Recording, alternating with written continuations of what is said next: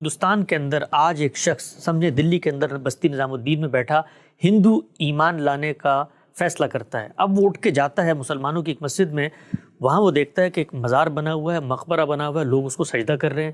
وہ وہاں سے نکل کے اور 5-6 جگہوں پہ جاتا ہے تو اس کو افراد کی اتنی بڑی تعداد نظر آتی ہے مسجدوں کو سجدہ کرتے ہوئے، اور اس اپنے سجدہ کرنے کو وہ اسلام قرار دے رہے ہیں. تو اگر وہ فرد اس ذریعہ علم کو مانے کہ لوگوں کی اتنی بڑی تعداد مختلف جگہوں پر اگر کوئی خبر منتقل کر رہی ہے تو وہ تو وہی ہوگی جو انہوں نے دیکھی ہے پیچھے سے، تو اس بنیاد کے اوپر تو جتنی بدعات ہیں ان کو ہمیں دین قرار دے دینا چاہیے. وہ شخص دہلی کی آپ نے مثال دی، اگر دہلی کی ساری مسجدوں میں جا کے تحقیق کرے گا تو اس پر سارے حقائق وہیں واضح ہو جائیں گے. اچھا، اپنے شہر سے باہر نکلنے کی ضرورت نہیں ہے. اسی دہلی میں دیوبندیوں کی مسجد بھی ہوگی، اسی میں بریلویوں کی مسجدیں بھی ہوں گی، اسی میں اہل حدیث بھی موجود ہوں گے، اور اگر کوئی بدعت وہاں موجود ہے تو اس کی تردید پوری قوت سے کرنے والے اہل علم بھی موجود ہوں گے.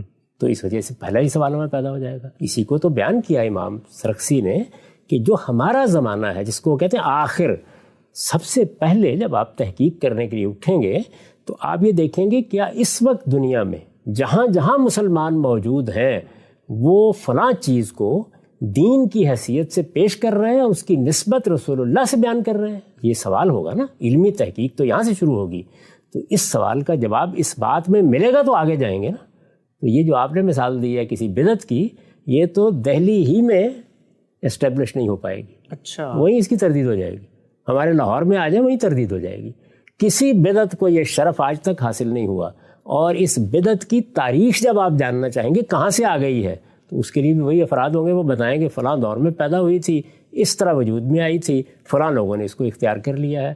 بلکہ میں اس سے آگے بڑھ کے یہ کہتا ہوں کہ جو لوگ کسی بدعت کو پیدا کرتے ہیں، کسی بدعت کو آپ سامنے رکھ لیجئے، ان کے پاس جائیے اور ان سے پوچھیے کیا یہ معاملہ رسول اللہ صلی اللہ علیہ وسلم کے زمانے سے اس طرح چلا آ رہا ہے. وہ فوراً کہہ دیں گے ہرگز نہیں، لیکن یہ ایک اچھا کام ہے اس لیے ہم کر رہے ہیں. کسی بدعت کی تاریخ تو شروع ہی نہیں ہوتی، یعنی اس کا آخر ہی اسٹیبلش نہیں ہوتا. آخر ہوگا تو پھر اوسط، پھر اس کے بعد اوپر، جس کو بیان کیا تھا نا امام ابن حزم نے کہ حتیٰ تبلغ بہ النبی صلی اللہ علیہ وسلم. تو یہ سارا عمل آپ کو کرنا ہے نا. تو یہاں تو آپ گئے، آپ نے اپنے شہر کی 5 مسجدوں سے رجوع کیا یا 7-8 علماء سے رجوع کیا، وہیں وہ لوگ آپ کو بتا دیں گے کہ یہ بدعت ہے، اس کی کوئی حیثیت نہیں ہے. یعنی اگر ایک آپ کو تعلیم دے رہا ہوگا اس بدعت کی تو ایک اس کی تردید کر رہا ہوگا. تو اس میں اجماع کہاں سے واقع ہو جائے گا اور تواتر کہاں سے واقع ہو جائے گا؟ اس کی تو ابتدائی نہیں ہو سکتی. ذرا کسی بدعت کی ابتدائی شرط ہی پوری کر کے مجھے دکھا دیجیے.